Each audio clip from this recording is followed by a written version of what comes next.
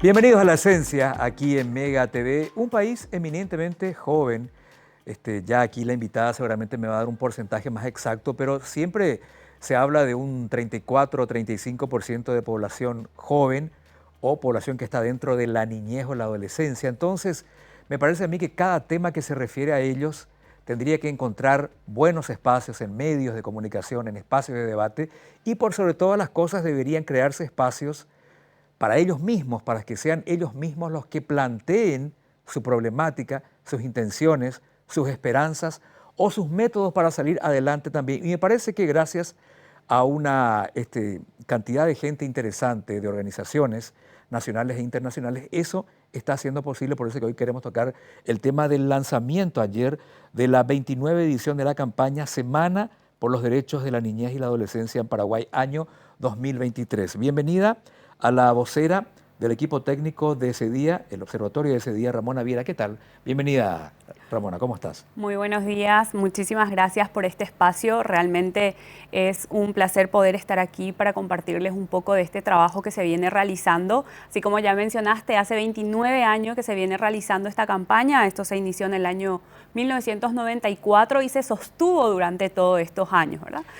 Con algunos avances, cambios que se fueron dando, pero en vías de que realmente la participación protagónica de las niñas, niños y adolescentes cada vez sea más efectiva y real. Esa es una expresión clave, este papel protagónico. No simplemente que sean depositarios o destinatarios de decisiones, sino que las reivindicaciones salgan de ellos mismos. Me refiero a los niños, niñas y adolescentes, o jóvenes en general, ¿no?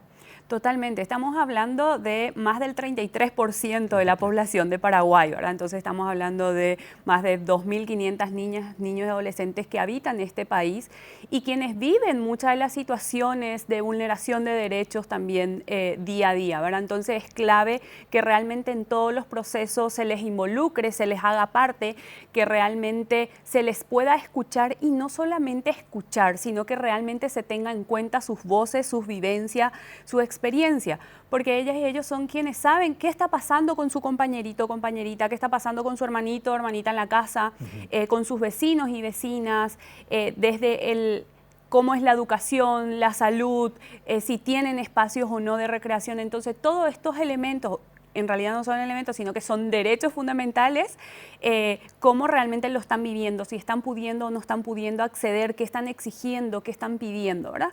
Entonces, un poco lo que busca esta campaña es justamente generar espacios en el cual ellas y ellos puedan analizar la situación del país, que puedan mirar un poco cuál es el avance o retrocesos también que se dan en materia de derechos de niñas, niños y adolescentes, y a partir de allí van construyendo también o van priorizando en realidad temas específicos que quieren exigir y que posicionan a través de esta campaña. 29 años es mucho tiempo, pero digamos que fue todo un proceso también de encontrar espacios donde ellos así fehacientemente puedan manifestarse, ¿no? Costó, se logró. ¿De qué tiempo a esta parte estamos con este sistema de escucharlos a ellos mismos a partir de sus propias voces y vivencias, Ramona? Ese es un punto clave porque, claro, hablábamos o se buscaba posicionar los temas sobre niñez, adolescencia, sobre sus derechos. Sin embargo, mucho del trabajo era realizado por las personas adultas, ¿verdad? Y ese es un ejercicio constante también de cómo esa participación protagónica es efectiva y es real. Y desde el año 2020, que si bien la pandemia tuvo sus desafíos y realmente muchos desafíos, sin embargo también fue una oportunidad para que esto se pueda ir construyendo de una manera distinta, ¿verdad? Entonces, desde el año 2020, con la virtualidad, se pudo generar espacios en los que estuvieron representantes de distintas partes del país. Entonces, a través de la virtualidad se generaron estos espacios porque cuando eso no podíamos encontrarnos de manera presencial, ¿verdad? Entonces, se conformó un espacio que se le denominó espacio de diálogo, el cual es exclusivamente de niñas, niños, adolescentes, donde se encuentran a hablar, a dialogar, a analizar y a priorizar estos temas y a construir toda la campaña, ¿verdad? Entonces, a partir de allí, a la par también está la mesa interinstitucional que está conformada por distintas instituciones del Estado, también organizaciones de sociedad civil y organismos internacionales, quienes lo que hacen un poco a través de este espacio también si bien desde las distintas instituciones también generan actividades que van desarrollando durante este mes, lo que hacen es acompañar todo este proceso de las niñas, niños, adolescentes. Entonces, su rol un poco es escuchar y a partir de los distintos roles que tienen también, que hacen para dar respuesta a esas exigencias que traen las niñas, niños, adolescentes. Interesante. A ver, lo que se lanzó este jueves 10, ¿qué es? Esta campaña, esta semana, a ver si tenemos un poquito los datos acerca de qué fue lo que se lanzó, cuánto tiempo va a durar y cuál sería más o menos el día a día, Ramona. Este proceso inició en realidad ya en el mes de febrero, ¿verdad? Porque cuando estamos hablando de proceso de participación protagónica, no es algo que se construye en 2, 3 días o una semana, sino que se tiene que respetar como todo ese proceso, ¿verdad? Entonces, desde el mes de febrero empezaron a reunirse, a juntarse, a dialogar sobre distintos temas. Eso fue un proceso muy interesante porque también elaboraron un informe para el Comité de Derechos de Niñas, Niños y Adolescentes durante ese mes, y en el mes de mayo también fueron a Ginebra ante el comité a presentar el informe. Entonces, en este informe estaban como el análisis de la realidad y cuáles eran esas recomendaciones que hacían al comité y al Estado paraguayo en sí, ¿verdad? Entonces, a partir de allí continuó el proceso para llegar a la semana con todas estas priorizaciones, y básicamente tenemos 7 temas que fueron instalados el día de ayer, ¿verdad? Que son los temas priorizados.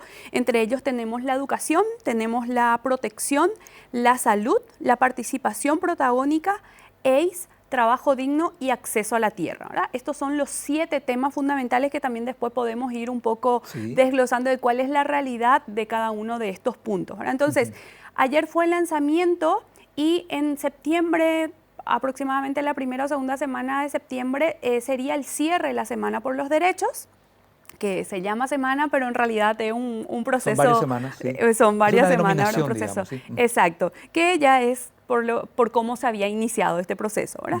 Entonces, en todo este tiempo van a seguir reuniéndose, van a seguir analizando y también preparando ese espacio que va a ser del cierre, en el cual se genera un espacio de diálogo con las autoridades de las distintas instituciones.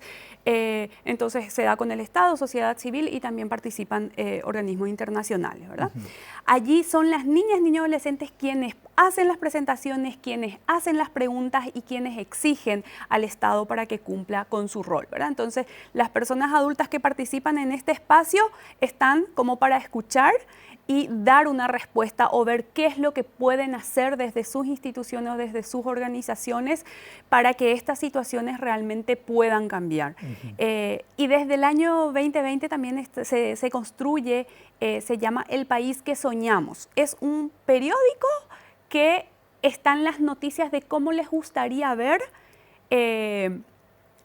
la realidad de Paraguay cuando realmente se cumplan sus derechos. Digamos que si tienen asegurada el acceso a la educación y que sea una educación de calidad, ¿cuál sería esa noticia que veríamos en los periódicos en el cual se anuncia de ellos van construyendo, ¿verdad? ¿Cuál es el ideal? Pero un poco es eso lo que hacen, ese ejercicio, y eso se hace la presentación también en el día del cierre de la campaña. Y pensar que ese ideal que ellos dibujan es lo que debería ser. Es lo que debería ser. Es la realidad que tendría que dárseles en su día a día, ¿no? Exacto. La verdad que si estuviesen todos los derechos garantizados, no deberían estar... Claro que deberían estar juntándose y ejerciendo su participación, pero tal vez para hacer otras cosas y no necesariamente para exigir sus derechos, ¿verdad? Porque hoy en día también para el acceso a la participación protagónica tampoco está asegurado en muchos espacios. Muchas veces el Estado toma muchas decisiones que involucran niñas, niños, adolescentes y no les hace parte. Y justamente el lema de este año es por nuestros derechos, con nuestras voces, por nuestra dignidad, ¿verdad? Qué potente que las niñas, niños, adolescentes tengan un lema así, porque quiere decir que nos están diciendo que deben y necesitan también seguir luchando por sus derechos y por su dignidad cuando eso debería ser un derecho básico que esté garantizado, ¿verdad? Está garantizado y tendría que ser un día a día para ellos. Totalmente. Ahora bien, hablabas de constantes reuniones, de golpear puertas, de hablar con autoridades. Este año es un año muy particular. Hay como 2 equipos, si cabe el término, con los que hay que hablar. Los que todavía están, los que están vigentes y los que asumen dentro de algunos días. ¿Cómo hacer? ¿Cómo coordinar eso, Ramona? ¿Es más difícil de lo que sería un año normal o no tanto? Totalmente, tiene sus particularidades, ¿verdad? Porque estamos en una situación en la cual sí, está saliendo un equipo y está ingresando un nuevo gobierno, una nueva administración, y con ellos también hay mucha incertidumbre en las instituciones públicas. Ujú. Todavía hay muchos ministerios que no se sabe todavía qué cambios van a haber. La mayoría, si bien ya se dieron designaciones de ministros, ministras, todavía no se saben los cambios que se van a dar a la interna de los equipos técnicos. La participación también por parte del Estado es un poco más baja que años anteriores, ¿verdad? Ujú. Porque están justamente en esta incertidumbre. Sin embargo, también es clave justamente con este ingreso a un nuevo gobierno poder posicionar estos temas, de que también puedan escuchar realmente a las niñas, niños, adolescentes, qué están exigiendo, qué están viendo, qué nos están mostrando que está sucediendo en los distintos territorios y cómo se tiene en cuenta eso también para este nuevo periodo que inicia, ¿verdad? Ojalá que realmente puedan tener en cuenta, que puedan escucharles y considerar todas estas voces y estas peticiones para tener en cuenta las políticas públicas y en los las nuevas acciones que van a ir realizando. Correcto. A la vuelta del corte me gustaría que nos hable un poquito acerca de esos ejes planteados por los chicos mismos y también una pregunta que quería hacerte, si encontraron ustedes sorpresas en las manifestaciones de los chicos, si hay algo que no esperaban, algún enfoque particular o digamos que son coincidentes con algunos estudios previos que ustedes ya tenían. Pero de eso hablamos a la vuelta del corte, ya venimos enseguida aquí en La Esencia en Mega TV.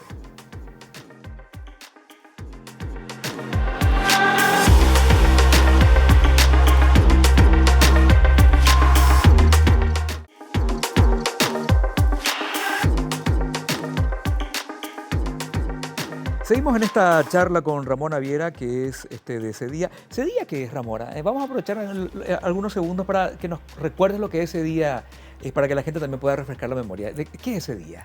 Sí, la CEDIA es la Coordinadora por los Derechos de la Infancia y la Adolescencia.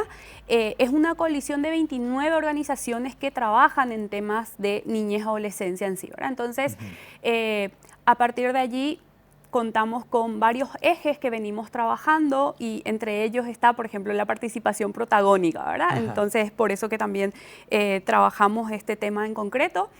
También está el área de vigilancia, está el área de vigilancia, exigibilidad y de fortalecimiento.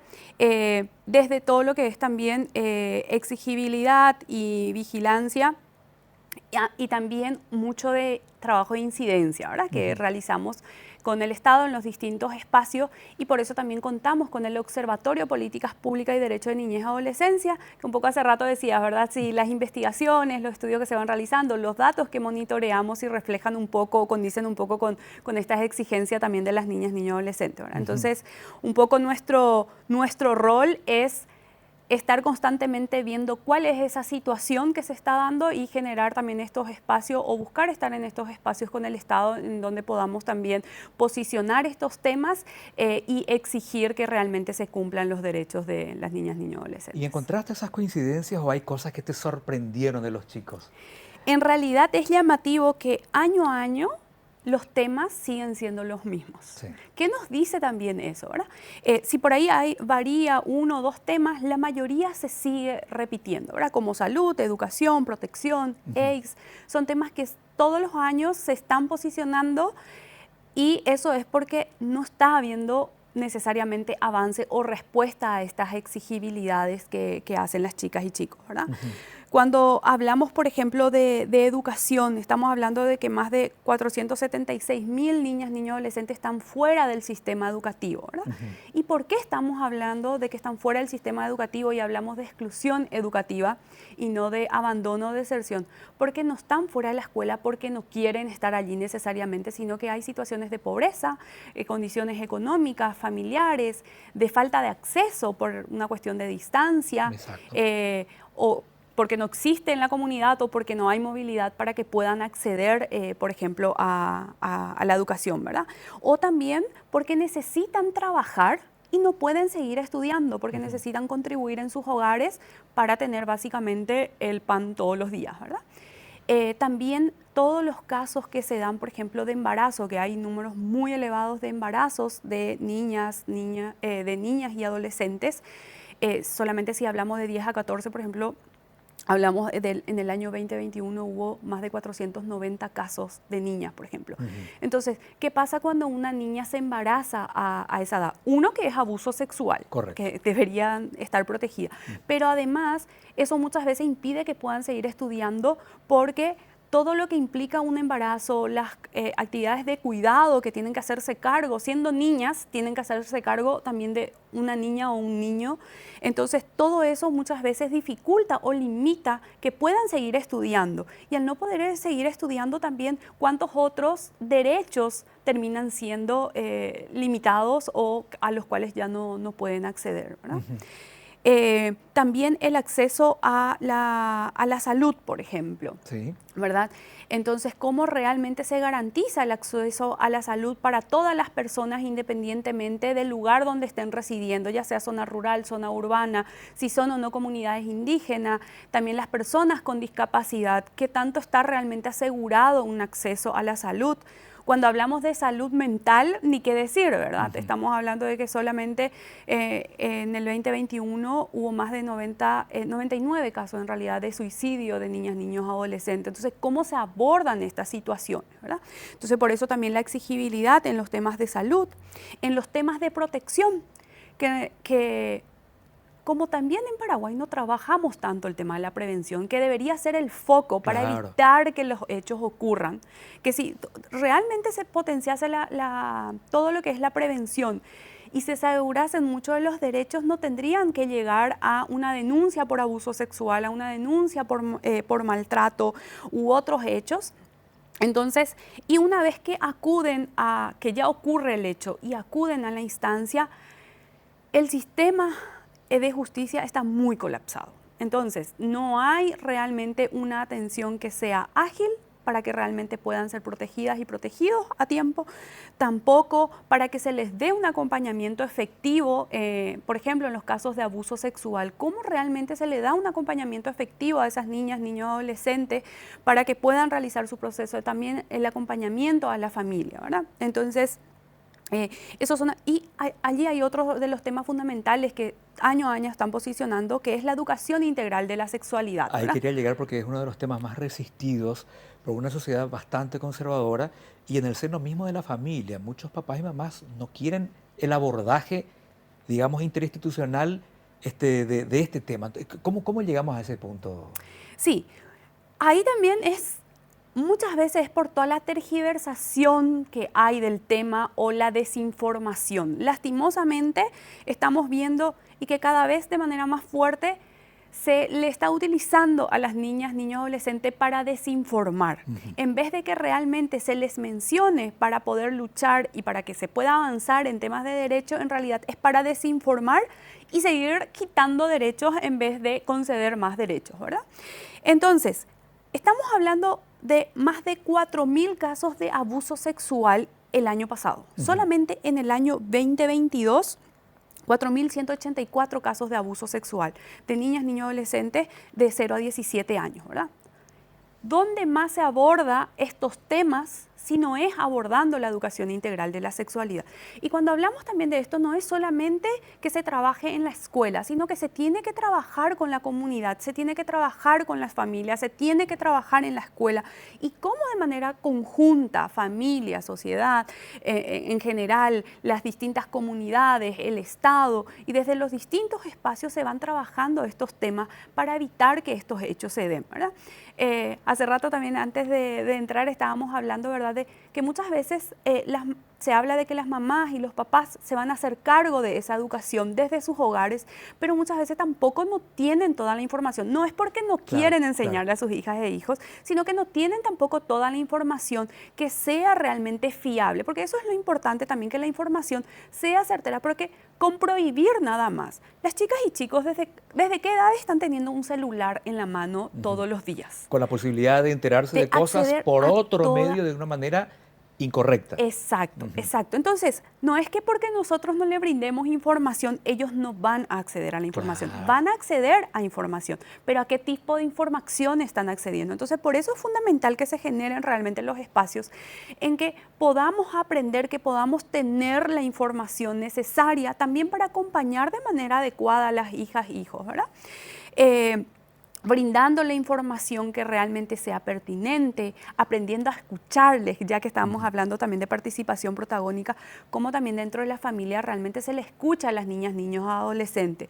Ya no podemos, o las personas adultas ya no pueden querer seguir imponiendo a las niñas, niños, adolescentes qué hacer, qué no hacer, o a qué información acceder o no acceder, sino que cómo se genera también esa relación de confianza para que también les quieran contar a su familia qué les está ocurriendo, qué les está pasando, desde si se están sintiendo bien, si se están sintiendo mal, si les está incomodando algo o no les está incomodando. Inclusive los casos de bullying que muchas veces se dan en las escuelas, las niñas, niños, adolescentes no les cuentan a su familia porque no tienen toda la confianza para poder contar o no son escuchados, ¿verdad? Te Entonces digo ahí más, es perdón, fundamental. a veces son víctimas de bullying sin saber que están siendo víctimas de bullying También. porque no tienen algo fundamental que decías vos, que es la información. Totalmente. Entonces son mucho más vulnerables. Totalmente, son mucho más vulnerables a que estas situaciones, lo mismo que pasa con el abuso sexual, ¿verdad? Sí, sí. Si no les brindamos la información pertinente desde pequeños, para que realmente sepan que ciertas partes de su cuerpo nadie les debe tocar, o qué partes no debe, a quién contarle, a quién acuden si les está ocurriendo algo, y a qué otras personas, porque ya mencionábamos también de que muchos de los hechos se dan dentro, estamos hablando de más del 85% de los casos que se dan por parte de papá, padrastro, abuelo, tío, hermano y también mamá u otras personas cercanas. Ahora, si estos hechos están ocurriendo dentro de la familia, ¿cómo también? Claro, muchas veces no se quiere aceptar que dentro de la propia familia puede ocurrir estos hechos, pero se puede dar y cómo se le informa o se le brinda la información para que sepan que pueden acudir ya sea a la vecina o a la profe. La escuela es fundamental para la detección de estos casos, ¿verdad? Sin embargo, vimos que en los últimos tiempos la guía, por ejemplo, que estaba establecida por parte del Ministerio de Educación, se eliminó muchos elementos que eran fundamentales para el abordaje de estas situaciones, ¿verdad? Entonces, ahí definitivamente necesitamos seguir hablando e instalando estos temas y que realmente se tome con la urgencia necesaria, porque estos hechos no pueden seguir ocurriendo. Veo que también entre los ejes hay algunas cuestiones que no son precisamente en el aspecto personal del niño, sino de toda su familia y su comunidad. Veo trabajo digno y acceso a la tierra. Son cuestiones sociales que ellos mismos son conscientes también de llevar a la mesa, Ramona. Totalmente. ¿Por qué traen, por ejemplo, el tema de trabajo digno? ¿Cuál es la realidad de Paraguay? De que muchísimas niñas, niños, adolescentes están dentro de lo que se denomina la fuerza laboral, ¿sí? Están trabajando porque lastimosamente los derechos no están garantizados y necesitan también día a día salir a trabajar para poder acceder, por ejemplo, a la alimentación, ¿verdad?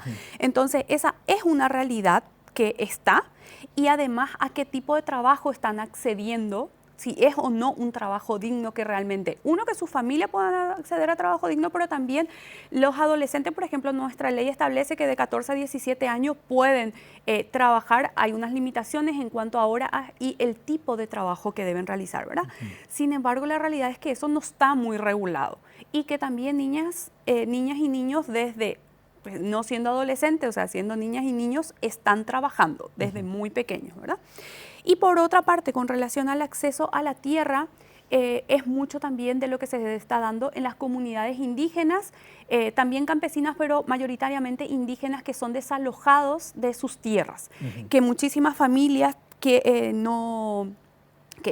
todo el tiempo estamos viendo las noticias, ¿verdad? Que comunidades indígenas quedan sin tierra, quedan en las calles porque son desalojados. Entonces, ¿cómo se garantiza realmente ese derecho, que todas estas familias y estas personas, estas comunidades, puedan tener ese derecho garantizado? Correcto, muchísimas gracias por haber venido, se me fue el tiempo. Me quedan 15 segundos, no sé si son suficientes como para que nos digas cómo accedemos a toda esta información, la gente, cómo puede, digamos, acceder a través de una página web a lo que ustedes tienen para informar. Finalmente, 15 segundos. Que puedan acceder directamente a nuestras redes, que CEDIA o CEDIA Observa, allí pueden encontrar toda la información. Y nada más me gustaría cerrar también haciendo una invitación de que realmente podamos escuchar las voces de las niñas, niños, adolescentes, quienes son quienes tienen la claridad de cuál es la situación que están viviendo todos los días y que podamos prestar atención a estas exigencias que nos traen en esta nueva campaña. Las cuestiones de las niñas, los niños y los adolescentes manifestadas por ellos mismos. Exactamente, poder escucharle y tener en cuenta realmente sus voces. No es suficiente con escuchar, sino que realmente tener en cuenta sus voces. Correcto. Muchísimas gracias entonces a Ramona Viera de CEDIA Observatorio. Vamos a seguir charlando de esto. Va hasta septiembre, así que hay muchos aspectos que todavía nos quedan por tocar aquí en La Esencia. Hasta la próxima.